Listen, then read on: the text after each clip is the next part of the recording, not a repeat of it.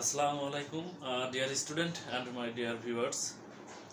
This is Ahmedul Islam. I work as an assistant teacher of English. Today's my topic name is transformation of sentence. Transformation of sentence কে যখন আমরা প্রাথমিকভাবে করতে যাব transformation of sentence আসলে সেন্টেন্সের অর্থগত দিক দিয়ে পরিবর্তন হবে না, কিন্তু কিসের পরিবর্তন হবে, ট্রান্সফারটা কিসের হবে, জাস্ট স্ট্রাকচারগত পরিবর্তন হবে। আমরা এটা মনে রাখবো, ট্রান্সফরমেশন অফ সেন্টেন্স কাকে বলে, জাস্ট অর্থের কোনো পরিবর্তন না করে কিসের পরিবর্তন করে, জাস্ট স্ট্রাকচারালি যে পরিবর্তনটা করা হয় তাকে আমরা ট্রান্সফরমেশন অফ সেন্টেন্স বলি। এখন ট্রান্সফরমেশন অফ সেন্টেন্স যদি আমরা করতে যাই তাহলে আমাকে যেসব বিষয়গুলোকে মনে রাখতে হয়, অ্যাট ফার্স্ট হলো কি ভয়েস চেঞ্জ। আমরা কি করতে পারি যে যখন আমরা ট্রান্সফরমেশন অফ সেন্টেন্স করতে যাব তখন ভয়েস চেঞ্জ করতে হবে।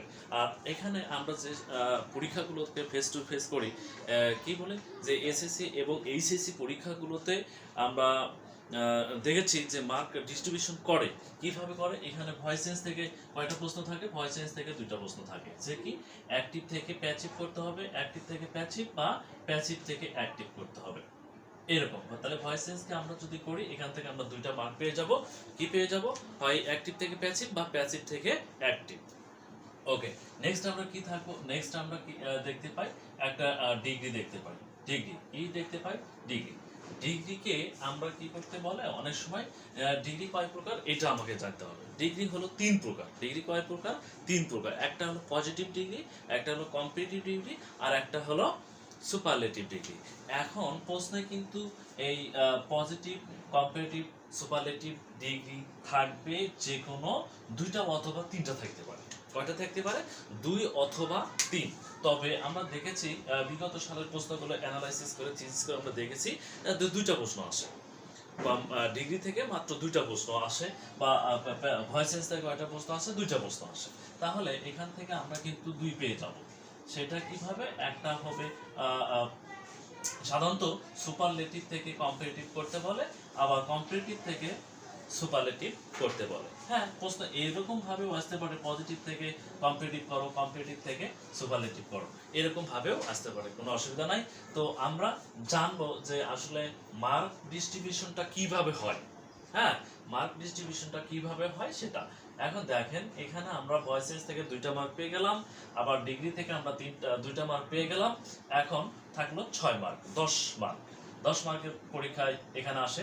এখন দেখেন আমরা সেন্টেন্সকে কি কয় ভাগে ভাগ করেছি। সেন্টেন্সকে সাধারণত আমরা দুইটা ভাগে ভাগ করে দেই। একটা হলো কি অ্যাকর্ডিং টু মিনিং, অর্থ অনুসারে 5 ভাগে ভাগ করা যায়। অ্যাকর্ডিং টু স্ট্রাকচার বা সেন্টেন্সের গঠন অনুসারে আমরা তিনটা ভাগে ভাগ করতে পারি। এখন দেখেন যে অ্যাকর্ডিং টু কি বলতেছে, অ্যাকর্ডিং টু মিনিং মানে অর্থ অনুসারে 5 ভাগে ভাগ করা যায়। একটা হলো কি অ্যাসার্টিভ সেন্টেন্স। এই অ্যাসার্টিভ সেন্টেন্সকে আমরা কিন্তু অন্য একটা নামও দিতে পারি, যে ডিক্লারেটিভ সেন্টেন্স, বা অ্যাসার্টিভ সেন্টেন্সকে আবার দুই ভাগে ভাগ করা যায়। আমরা যদি এখানে লিখি অ্যাসার্টিভ সেন্টেন্সকে দুই ভাগে ভাগ করা যায়, তাহলে কি করতে পারি, একটা হলো অ্যাফার্মেটিভ সেন্টেন্স, আর একটা হলো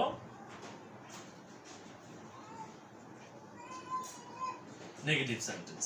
ওকে, আমরা অ্যাফার্মেটিভ সেন্টেন্সকে আমরা দুই ভাগে ভাগ করতে পারি, একটা হলো অ্যাফার্মেটিভ সেন্টেন্স আর একটা নেগেটিভ সেন্টেন্স। তো এইটা হলো কি, এখান থেকেও প্রশ্ন আসে যে অ্যাফার্মেটিভ আছে নেগেটিভ করতে হবে, বা নেগেটিভ আছে অ্যাফার্মেটিভ করতে হবে। এটা হলো এই অ্যাসার্টিভ সেন্টেন্সের প্রকারভেদ। ওকে, এখন এখানে আমরা কি করতে পারি, ইন্টারগেটিভ সেন্টেন্স আসতে পারে, যে ইন্টারগেটিভ সেন্টেন্স করেন, ইম্পারেটিভ সেন্টেন্স করেন, আবার অপারেটিভ সেন্টেন্স করেন, আবার এক্সক্লেমেটরি সেন্টেন্স করতে পারবে। অনেক সময় দেখা যায় অ্যাসার্টিভ সেন্টেন্স থাকে, সেটাকে আমরা এক্সক্লেমেটরি সেন্টেন্স রূপান্তর করতে হয়। আবার অনেক সময় দেখা যায় যে এক্সক্লেমেটরি সেন্টেন্স আছে, সেটাকে অ্যাসার্টিভ সেন্টেন্স করতে হবে। এখান থেকে এক্সচেঞ্জ হয়, এখান থেকে কি হয়, এক্সচেঞ্জ, যে অ্যাফার্মেটিভ সেন্টেন্সকে কি করতে হবে, এক্সক্লেমেটরি সেন্টেন্স করতে হবে, এক্সক্লেমেটরি সেন্টেন্সকে অ্যাসার্টিভ সেন্টেন্স করতে হবে।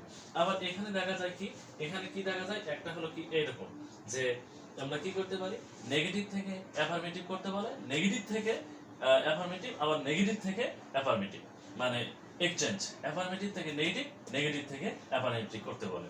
তো তারপরে ইন্টারগেটিভ সেন্টেন্স, ইন্টারগেটিভ সেন্টেন্সকে আবার অ্যাফার্মেটিভ করতে বলে, আবার অ্যাফার্মেটিভকে অ্যাসার্টিভ করতে বলে, ইম্পারেটিভ সেন্টেন্সকে আবার অ্যাসার্টিভ করতে বলে, অ্যাসার্টিভকে আবার ইম্পারেটিভ সেন্টেন্স করতে বলে, অ্যাফার্মেটিভকে আবার কি করতে বলে, অ্যাসার্টিভ সেন্টেন্সকে আবার অপারেটিভ সেন্টেন্স করতে বলে, অপারেটিভকে আবার অ্যাসার্টিভ করতে বলে। এইরকম মানে একটার সাথে আরেকটা কি বিনিময় করতে বলে। এখন দেখেন এই যে অ্যাকর্ডিং টু স্ট্রাকচারের কয় প্রকার? তিন প্রকার। একটা হলো সিম্পল সেন্টেন্স, একটা হলো কমপ্লেক্স সেন্টেন্স, একটা হলো কম্পাউন্ড সেন্টেন্স। এখানে সিম্পল, কমপ্লেক্স, কম্পাউন্ড এই তিনটা থেকে আমরা প্রশ্ন পেয়ে থাকি, 3 অথবা 4টা প্রশ্ন পেয়ে থাকি। আর এখানে আমরা কত পেয়ে থাকি? এখানে আমরা 3 অথবা 2 পেয়ে থাকি। এরকম করে আসতে পারে যে এইটা কিন্তু অ্যাকর্ডিং টু মিনিং অনেক একটা ডিটেলস একটা চ্যাপ্টার, যে অ্যাসার্টিভ সেন্টেন্সকে আবার দুইটা ভাগে ভাগ করা যাচ্ছে, অ্যাফার্মেটিভ থেকে নেগেটিভ, দুইটা ক্লাসিফিকেশন করা গেল। কিন্তু প্রশ্ন কিন্তু নেগেটিভ থেকে অ্যাফার্মেটিভ আসে, অ্যাফার্মেটিভ থেকে নেগেটিভ আসে, এটা একটা গেল। আবার কি করে যে অ্যাসার্টিভ থেকে এক্সক্লেমেটিভ করতে বলে, এক্সক্লেমেটরি থেকে আবার অ্যাসার্টিভ করতে বলে, আবার অ্যাসার্টিভ থেকে ইন্টারোগেটিভ করতে বলে, ইন্টারোগেটিভ থেকে অ্যাসার্টিভ করতে বলে, আবার অ্যাসার্টিভ থেকে ইম্পারেটিভ সেন্টেন্স করতে বলে, ইম্পারেটিভ থেকে অ্যাসার্টিভ সেন্টেন্স করতে বলে, বা অ্যাসার্টিভ থেকে আবার কি বলে অপারেটিভ সেন্টেন্স করতে বলে, অপারেটিভ থেকে আবার অ্যাসার্টিভ সেন্টেন্স করতে বলে। এরকম ভাবে সেই জন্য আমরা বলতে পারি এটা হলো একটা লার্জ বা ডিটেলস একটা চ্যাপ্টার, সেটা হলো অ্যাকর্ডিং টু মিনিং। আর এখানে কিন্তু খুব ছোট একটা স্ট্রাকচার, মাত্র তিনটা, সিম্পল, কমপ্লেক্স, কম্পাউন্ড, যে সরল, যৌগিক এবং জটিল বাক্য, বা সরল, জটিল, যৌগিক এবং মিশ্র বাক্য। এরকম ভাবে আমরা করতে পারি।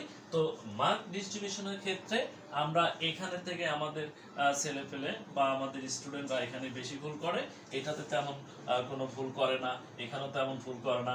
এখানে আমি কিন্তু আপলোড দিয়েছি জাস্ট একটা সূত্রের মাধ্যমে আমি কিন্তু ডিগ্রি কমপ্লিট করে দিয়েছি।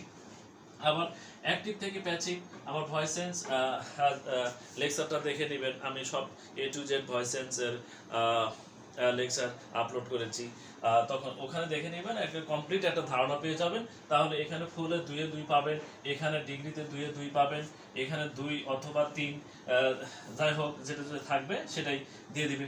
এখানে আবার এই 3 অথবা 4, মানে এখানে যদি 1 বাড়ে তাহলে এখানে 1 কমে, আবার এখানে 1 কমলে এখানে 1 বাড়ে।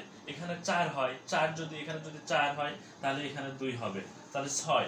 আর এখানে 2, এখানে 2, এই যে 10 মার্ক হয়ে গেল।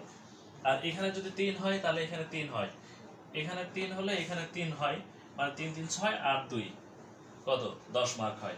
তো আমরা অবশ্যই এই ট্রান্সফরমেশন অফ সেন্টেন্সের যে ইয়াগুলো দেখালাম, একটা হলো ভয়েসেন্সকে অ্যাক্টিভ থেকে প্যাসিভ, প্যাসিভ থেকে অ্যাক্টিভ, আবার কি করব degree, positive degree, comparative degree and superlative degree. Positive থেকে কি করব কম্পারেটিভ করব, কম্পারেটিভ থেকে সুপারলেটিভ করব, সুপারলেটিভ থেকে কম্পারেটিভ করব, কম্পারেটিভ থেকে পজিটিভ করব। এবং আমরা যে করেছি sentence according to meaning, assertive sentence, interrogative sentence, imperative sentence, operative sentence and exclamatory sentence. According to structure, according to structure হিসাবে আমরা যে 3টা ভাগে ভাগ করেছি, একটা সিম্পল, কমপ্লেক্স, কম্পাউন্ড। এইভাবে যদি আমরা মনে রাখতে পারি, আমাদের মেমোরিতে যদি আমরা সেভ করে রাখতে পারি, ইনশাআল্লাহ আমরা ট্রান্সফরমেশন অফ সেন্টেন্স 10 এ 10 পেয়ে যাব। তো আমার লেকচার যদি ভালো লেগে থাকে অবশ্যই লাইক, কমেন্ট, শেয়ার করবেন। বাই বাই, আল্লাহ হাফেজ।